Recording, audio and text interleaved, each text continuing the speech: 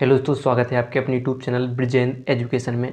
आज आपके लिए फिर से हाजिर हूँ एक नए क्वेश्चन के साथ, एक और इम्पोर्टेंट क्वेश्चन के साथ। आज का क्वेश्चन यूपी बोर्ड 2023 के लिए बहुत ही इम्पोर्टेंट होगा, क्योंकि यह क्वेश्चन यूपी बोर्ड में कई बार पूछा जा चुका है। तो आशा करते हैं इस बार भी आपकी बोर्ड पेपर में यह क्वेश्चन पूछा जाएगा।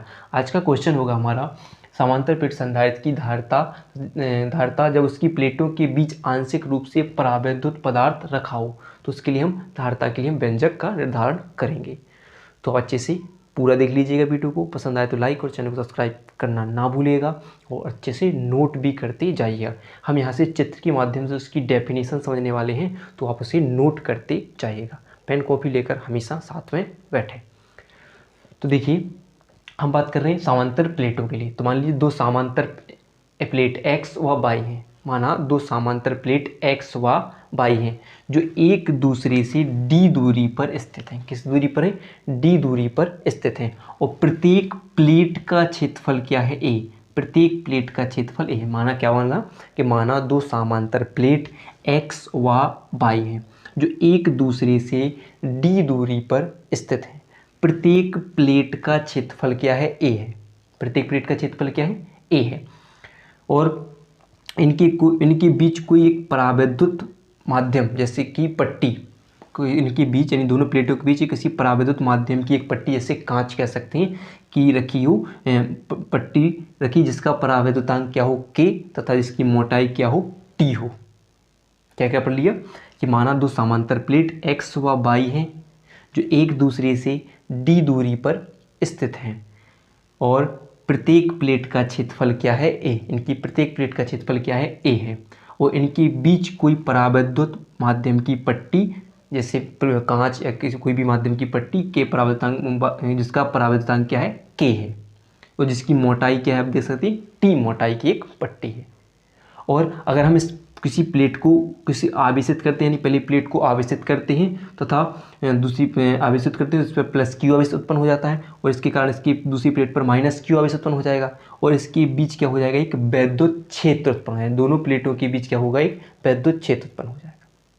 अतः हम कह सकते हैं कि अतः यहाँ पर देखिए, ये दोनों प्लेटों की जो खाली स्थान है, यहाँ पर क्या है? वायु वाला माध्यम है। कौन सा स्थान क्या भरी है? वायु भरी है। और ये क्या है? परावैद्युतांक माध्यम है। तो हम क्या लिखेंगे? अतः दोनों प्लेटों के बीच वायु में उत्पन्न वैद्युत क्षेत्र की तीव्रता, ठीक है, किसमें? ये वायु में उत्पन्न वैद्युत क्षेत्र, दोनों प्लेटों के बीच वायु में उत्पन्न वैद्युत क्षेत्र की तीव्रता क्यों उत्पन्न हो रही है? कि हमने आवेशित किया तो इनके बीच क्या होगा? ये वैद्युत क्षेत्र उत्पन्न हो जाएगा। और ये किसमें? तो इनकी जो खाली स्थान यहाँ पर क्या है? वायु। और वायु में उत्पन्न वैद्युत क्षेत्र की तीव्रता का सूत्र क्या होगा आपकी? तो तीव्रता क्या हो जाएगी? तो क्या मान लेंगे? तीव्रता के लिए मान लेंगे हम E0 बराबर क्या होगा आपका? सिग्मा बटे एप्सिलॉन नॉट हो जाएगा। और चूंकि सिग्मा क्या होता है? सिग्मा बराबर क्या होता है? पृष्ठ घनत्व होता है। पृष्ठ घनत्व का मतलब होता है किसी धातु की, किसी प्लेट के एकांक क्षेत्रफल पर वितरित आवेश को, किसी धातु के क्षेत्रफल पर वितरित आवेश को पृष्ठ घनत्व कहते हैं। उसे प्रदर्शित कहते हैं सिग्मा से। यानी सिग्मा बराबर क्या होता है आपका?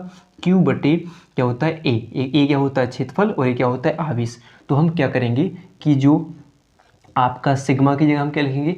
Q बटे क्या हो जाएगा आपका? A और एप्सिलॉन नॉट, और इसे मान लेंगे आप समीकरण 1।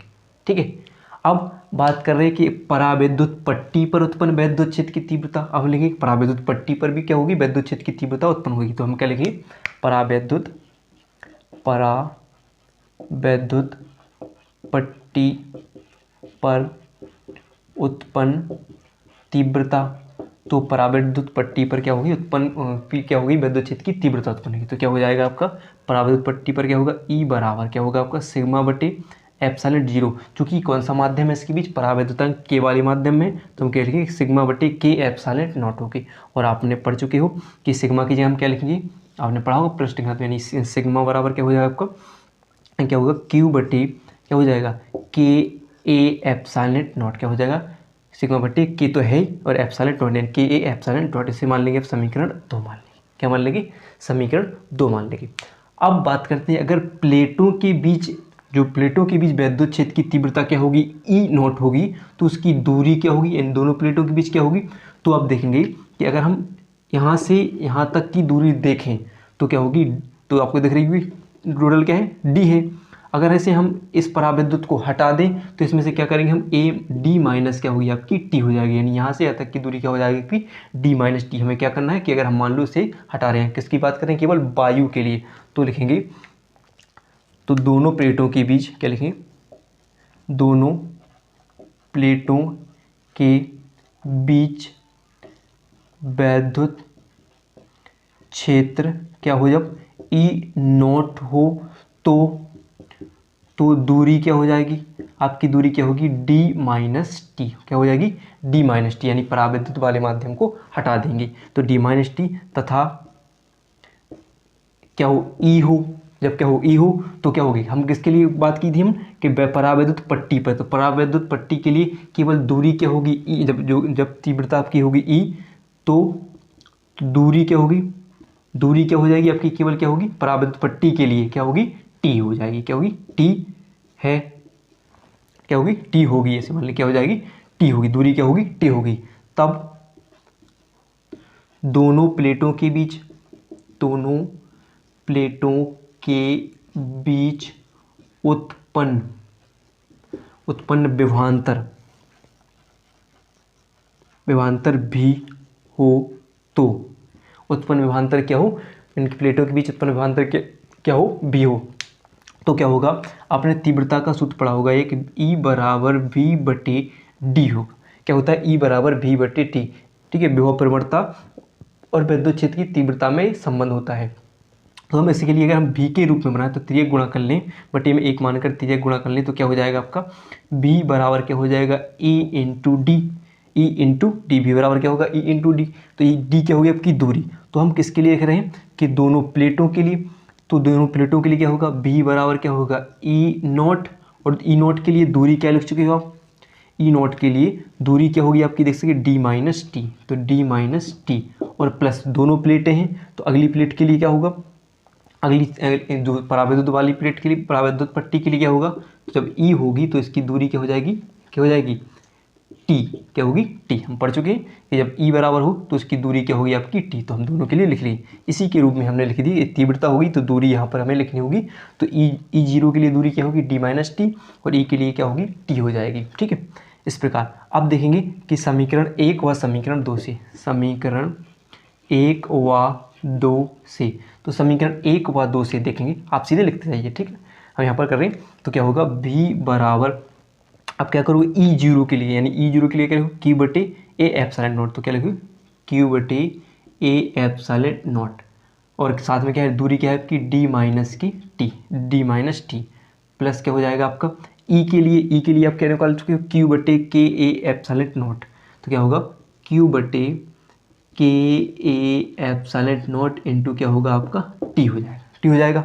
तो आपके लिए देखो क्यू बटे ए एप्सिलॉन नॉट इसमें दिख रहा है, इसमें भी आपके लिए क्यू बटे ए एप्सिलॉन नॉट दिख रहा है, तो क्या कर लेंगे हम, क्यू बटे ए एप्सिलॉन नॉट के लिए हम कॉमन ले लेते हैं, अंदर क्या बचेगा आपका, डी माइनस के टी, प्लस क्या बचेगा, टी बटे क्या बचेगा आपका, के नीचे बचा तो टी बटे के बच जाएगा, ठीक है, इतना हो जाएगा।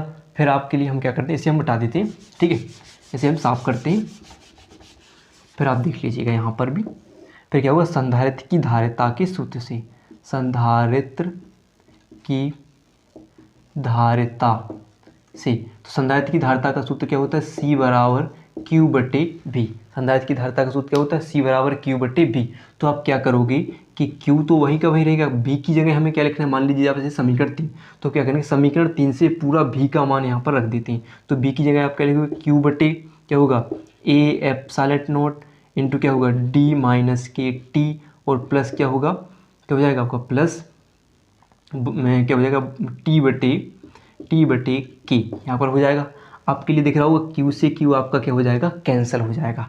तो आपके लिए क्या होगा कि जो नीचे वाली चीज़ जो आपका दिख रही है कि एप्सिलॉन नॉट कहाँ पर पहुँचा देंगे, ऊपर पहुँचा देंगे, यानी क्या होगा, सी बराबर ए एप्सिलॉन नॉट को कहाँ पहुँचा दीजिए, ऊपर पहुँचा दीजिए। नीचे क्या बचेगा आपका, डी माइनस टी, प्लस क्या बचेगा, टी बटे के बच जाएगा। और ए हो जाएगा आपकी संधारित्र की धारिता की लिए सूत्र जब आंशिक रूप से इनकी प्लेटों के बीच क्या भरा हो, परावैद्युत पदार्थ भरा हो। ठीक है, ये हो जाएगा। अब इसकी कुछ और कंडीशन होती है तो हम उसके लिए हम जान लेते हैं और इसे करते हैं हम साफ कर देते हैं थोड़ा, और आप अच्छे से इसका स्क्रीनशॉट लेकर लीजिए। वीडियो पसंद आई हो तो लाइक और चैनल को सब्सक्राइब करना ना भूलिएगा। अब देख लेते हैं इसके लिए कुछ विशेष स्थितियों की बात करें। जैसे देखिए कि यदि प्लेटों के बीच पूरे स्थान में परावैद्युतांक भरा हो, पूरे स्थान पर क्या हो कि जो प्लेटें हैं पट्टियों इनके बीच में, जो यहाँ पर हम वायु की बात कर रहे थे, यहाँ पर पूरे यानी पूरे स्थान पर क्या हो, केवल परावैद्युतांक हो, तो यानी टी बराबर क्या हो जाएगा आपका डी, यानी टोटल दूरी वो क्या हो जाएगी, टोटल क्या हो जाएगी आपकी डी हो जाएगी।